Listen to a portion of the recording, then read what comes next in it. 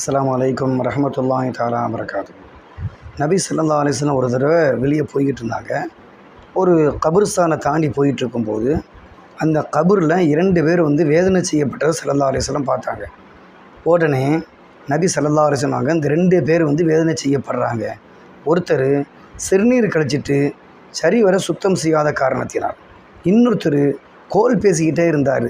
இந்த 2 காரணத்தினால 2 பேரும் கடுமையாக வேதனை செய்யப்படுறாங்க அப்படின்னு சொல்லிட்டு பக்கத்தில் உள்ள பேரிச்சம் மட்டும் ஈரமான மட்டையை கொண்டு வந்து 2ஆக பிளந்து 2 கபர்லையும் நட்டி வச்சு சொன்னாங்க, இந்த மட்டை ஈரமாக இருக்கும் காலமெல்லாம் திக்ரு செய்து அந்த நன்மையின் பொருட்டால் அவருடைய பாவங்கள் மன்னிக்கப்படுது அப்படின்னு நபி ஸல்லல்லாஹு அலைஹி வஸல்லம் சொன்னாங்க. அப்போ சாதாரணமான சின்ன பாவம் பார்க்குறதுக்கு, ஆனால் அதனுடைய பாதிப்பு மிகப்பெரிய பாதிப்பு. எனவே சிறுநீர் கழித்து சுத்தத்தை பரிபூர்ணமாக செய்வோம், பிறரை கோல் செய்வதை தவிர்ப்போம்.